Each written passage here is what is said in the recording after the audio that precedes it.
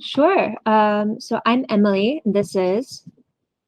Hi, I'm Adrian Cameron. We're here with the Looking Glass project today that has been developed by Emily Twines originally and has been subsequently developed by myself and another team member, Michael Redmond. Can't you hear Just a little bit about Looking Glass. It is a video game, very technically. It was built on the Unity game engine platform, but it's like a theater piece at heart. So it's like an interactive experiment in like digital performance. So that's how I like to conceive of it myself. Very curious. Oh, okay. Heidi says I'm not up yet. Hey, Heidi. What? No, it's Kate and Amy is up. Right. Eva told me to talk, so. Oh, are you just in informal chatter? They're here. They're over there by the screen. Okay. No problem.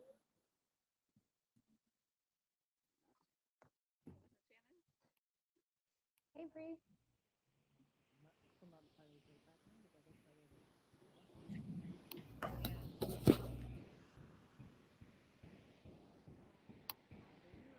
Hi. Hello.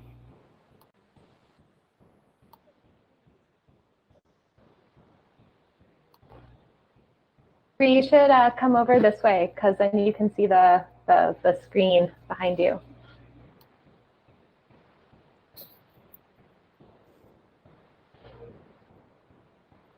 Oh, I see.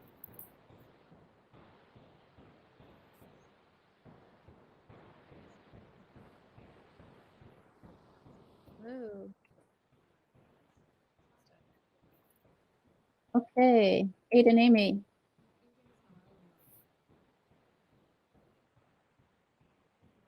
Are you guys ready to go?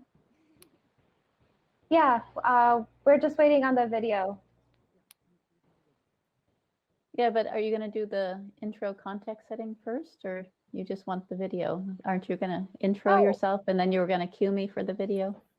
Sorry, we did intro and we were queuing on the Slack. Yeah, but you we were can intro supposed again. to wait. Yeah, you were supposed to wait for us for the cue. Eva, can you cue? Yeah, we'll redo it. Thanks. Sorry about the confusion. Okay, awesome. So just cue me and just tell me know when you want me to load up the video. Thank you. Yeah. Well, thanks to everyone for coming. I'm Kate, and this is Amy. Amy and I have been working together for about a year and a half. I've been artist in residence at Amy's lab, the Robotics Automation and Dance, or RAD lab. And we've been working on this project called Babyface that responds to feminine tropes and robotic and screen-based technology. Amy, I'll punt it back over to you. And what you're going to see today is sort of a digital rendering of what was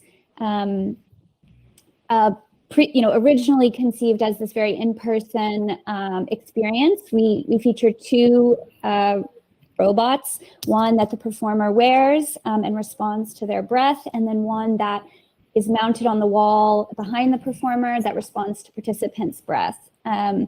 And obviously that was something that we couldn't continue doing inside the pandemic. And so we've been thinking a lot about how do we scale and share this experience and the themes of this work with people from the safety of their own homes. So that's was sort of our starting point of what you're going to see today. And now we're going to show a brief demo, and then we'll have some time to talk about our process and the work in more detail afterward.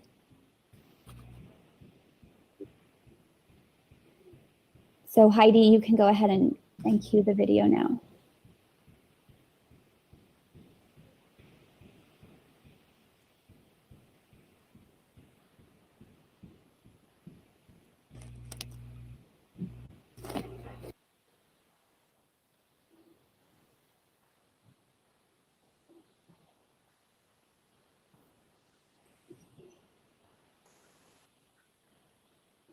Start by Deep breath in and a deep breath out. You look wonderful. Smile.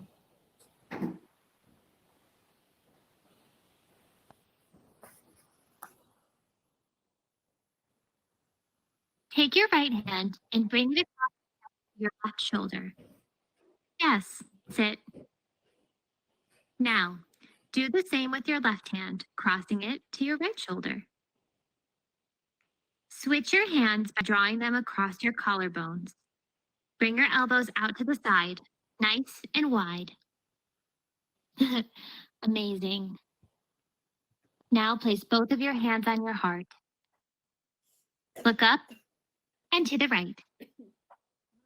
Breathe in.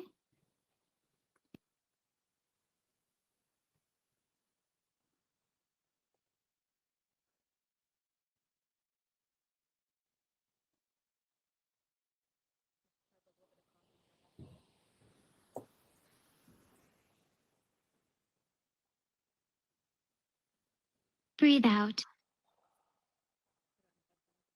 Oh, you look beautiful. Just look at yourself on camera.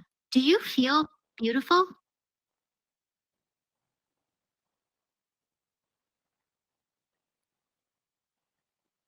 See, when you input the effort, you output the rewards. It's simple and straightforward.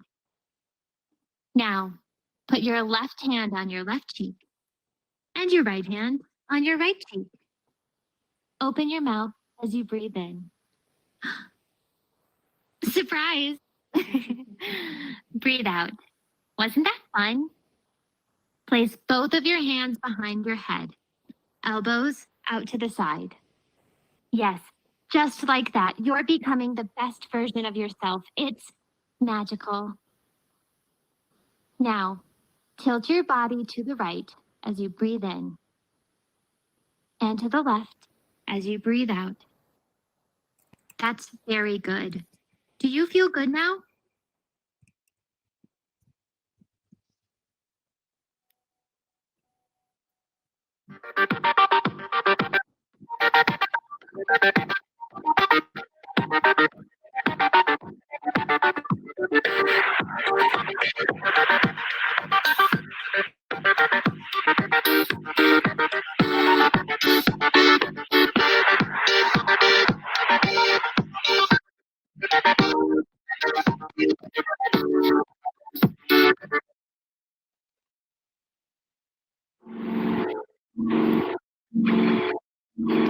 Take your right hand and bring it across your chest to your left shoulder.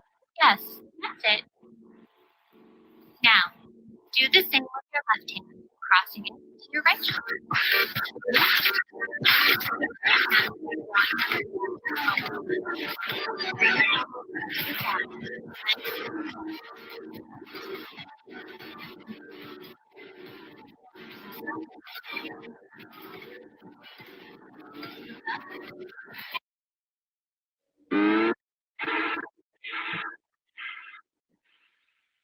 I make it spectacle, and I love it when I see people laugh and smile.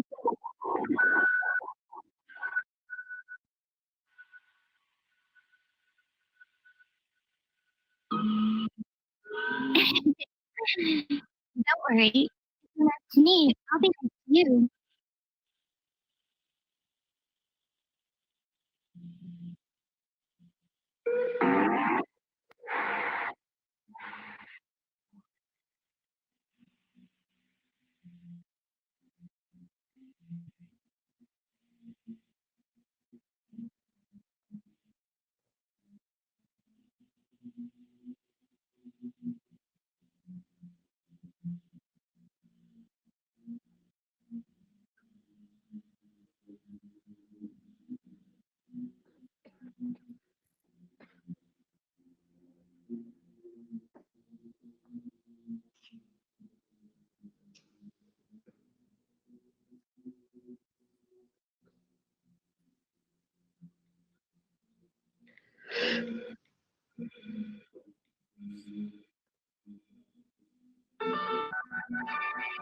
It's a system.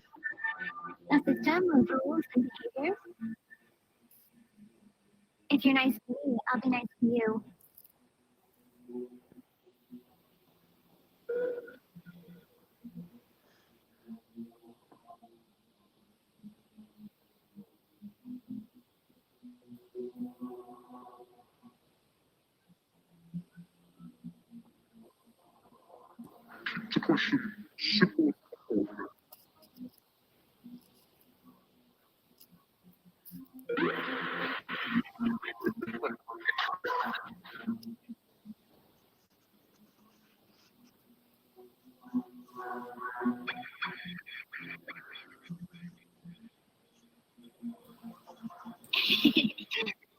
Don't worry. If you're nice to me, I'll be nice to you.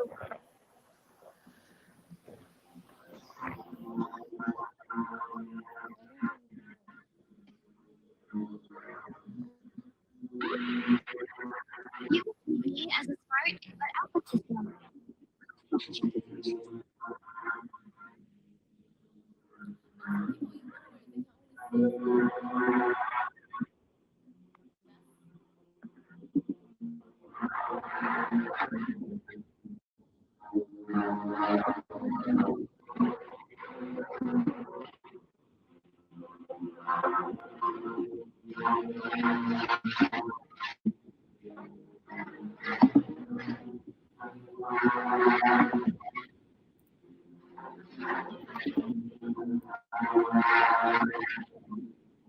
I'm happy to be your professor.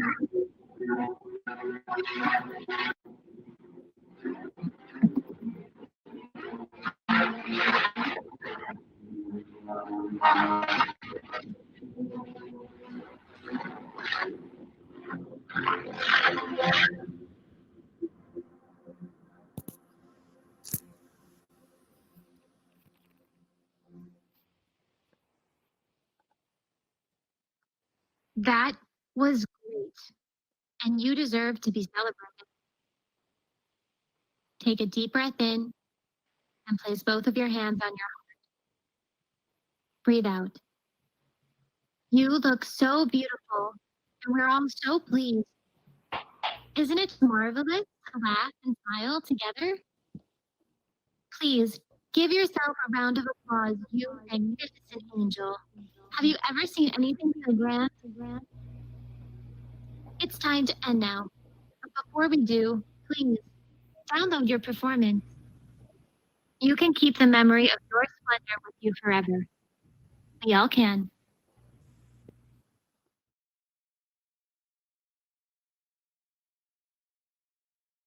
Maybe we could start by, if you just want to sort of talk a little bit about your past work and sort of what brought you to want to work on this project. Yeah, so sorry guys, I am on a hotspot because my internet just went out. So I'm having a few connectivity issues, but I will try and hear. Amy, do you mind repeating that question? Because I could not hear you. Oh, sorry. Just your work and how what brought you to want to work on this project, before Babyface. How does your past work relate to this? Yes. So I have always, I had made work that responds to kind of the way that technology impacts bodies, and more specifically, the way that technology puts a disproportionate effect on femme bodies. And largely I respond to internet culture and screen-based media and those kinds of like stereotypes. So I lean really heavily into stereotype and into kind of like tropes and commonalities in that kind of messaging, and then warp and respond to that kind of hyperbole. So when I first, sorry? Was there a question? I don't think so. Okay, no, sorry, I'm just hearing some artifacts. But yes, so this, when the RAD Lab put out a call,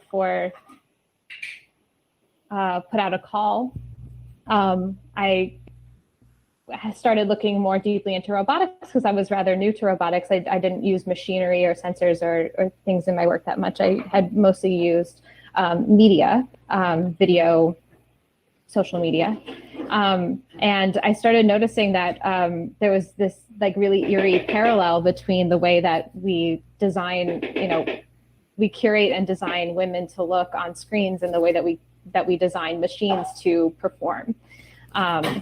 And so then when I came to the RAD Lab, we started more research in this vein and began to look more deeply into those trends and ideas.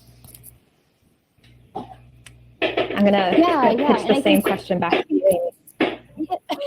Okay, perfect. I think, for me, my work has been a lot in just thinking about how machines, particularly machines that move, can be a new tool for artists. And so, and on a personal note, I was really captivated by a lot of Kate's past work, as well as the specific ideas that she pitched for this project that deal with this intersection between women and technology. As a woman who works in technology, I felt like those were really powerful and really insightful ideas. And so I think, from the very early concept that Kate brought, it was something that intrigued me, and that I think I've learned about a lot about myself in the project. So maybe Kate, you want to talk about that initial concept?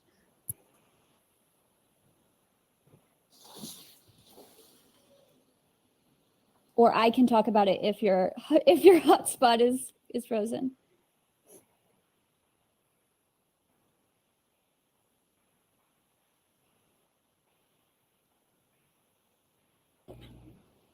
How about now? Is it working now? I can hear you now. Okay, sounds good. I'm so sorry about these technical difficulties. I don't have power. So anyways, that's an exciting new development. So I first got the idea for this piece when I went to see the Heavenly Bodies exhibit at the Met Museum. And there was a really large, highly publicized exhibit about kind of like clerical garments. It was a fashion exhibit.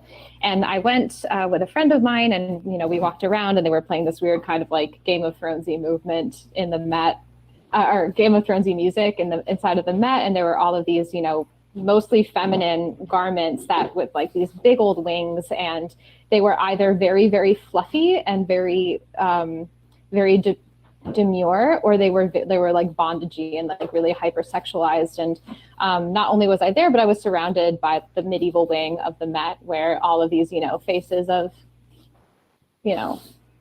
women were looking down at me.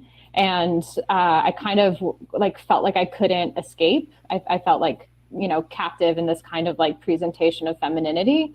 And so I started thinking then about, these kinds of like, coded ideas of how you're meant to like, of like a certain kind of pressure to perform.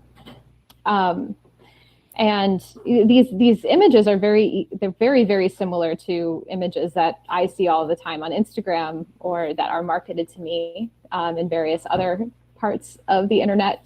And then, when I wrote to Amy in my initial application, I was like, I'm interested in this like kind of, and this idea of cuteness. I'm interested in this idea of like performed femininity, because I see it historically. I see it being designed in many places, and I see it on screens, and I see it on robots. So that was the initial spark for this, and then it just kind of like fragmented and moved even farther beyond. And it became reflected. I was going to pitch it back to you, Amy, because it became reflected in the technology that we built. So. Right, and I think that's exactly where I was going too. That this idea of a cyborg really started emerging when we thought about what would we build to help express these ideas. And so this idea of angel wings, which Kate saw in the Met exhibit, as well as in other references to femininity, became this thought of, okay, is the performer a robot or is the performer a human wearing a robot? And I think we very quickly moved to this idea of a human wearing a robot and thought a lot about this interaction between the human and the machine. And we gravitated towards breath as this sort of fleshy conduit that the human could communicate with the machine for or through. And so we use these pressure sensors to trigger the motion of first the wearable robot that the performer wears, and then also the installation that you see behind the performer.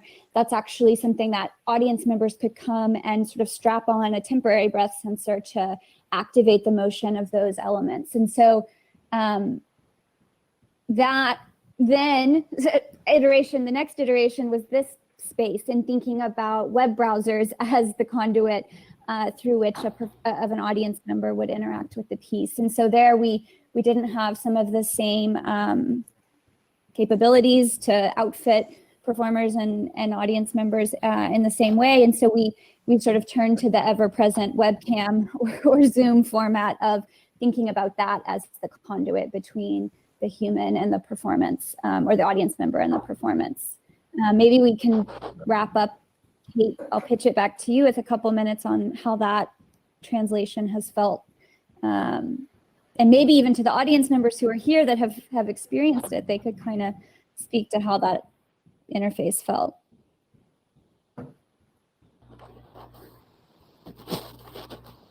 I didn't hear anything that you said, Amy. I'm so sorry. Good. I'll answer my question. I'm so sorry. I'll answer my question. I think that here one of the things we really like about this this online web version is the fit with flatness and the fit with this sort of vertical plane that surrounds us and that we're kind of stuck in, and that this nowhere environment is trying to get us out of. So we have this ability to turn around a little bit. But that flatness is a metaphor we played with a lot, both in the construction of the machines. One is mounted to a wall. One is in this perfect sort of coronal plane behind the performer, sort of framing them like those medieval pictures with the golden arches, and the golden circles behind feminine angelic bodies. And so here in the browser screen, when you go to our experience, everything is sort of naturally in that projected plane as well, as we are when we get on Zoom, as we are when we post a picture to Instagram. And so that, I think, has been really satisfying. And I think where we're still trying to think about and understand is how do we make that feeling between, so in this version, there's a recording that happens of the audience member, and then that recording gets played back to them. So that's sort of the moment of bodily exchange, right? Your data that you're generating as you move around on your webcam gets put into the performance. And so you feel a little bit like maybe a piece of your body, we hope you feel a little bit like maybe a piece of your body is now, thrust in front of you in this presentational way. But that's something I think we're still playing with, sort of what those modalities might be. And in fact, we had a really interesting conversation earlier about how sound and the sounds that the audience member is making, as well as the visual field that the audience is making, could be something we could keep playing with to sort of increase the bandwidth of that exchange. Yeah. So. Yeah, Amy, I think that was beautifully answered. I actually got to hear what you said that time. Oh, good. We do need to move on to some of the other performances that are happening. So we want to just re-encourage everyone, if you haven't yet, to please visit babyface.co/edgecut. Again, the URL is up here behind us to try the experience out for yourself. And also just open it up in case anyone has some questions or questions for us. Hopefully I'll be able to hear your questions. I just wanted to ask something. Can you hear me? Yeah. Yeah. Okay. I was just curious about how you've experienced what appears to me as to be yet another layer between the artificial agent and the human performer So you're already exploring that in the live situation, the relationship between an artificial agent and the human performer. And now as you put it on to this website experience or this completely digital experience, that layer has even become deeper. And I'm just curious what your experience is of that and what your thoughts are about that.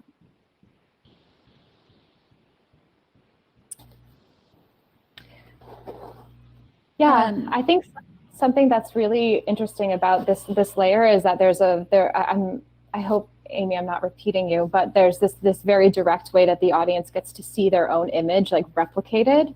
There's a moment when that fracture happens, and there's many different shards of you and what you've already done and what you've performed that is immediately reflected back at you and then juxtaposed and compared with the image of the cyborg. So you can so the hope is that you see yourself as like somehow you can see yourself in the same context and maybe like that person or that machine, and you can kind of be able to like step very, you know, to build that almost like empathetic response because of the way that you are forced to see yourself inside of this context that we all participate in.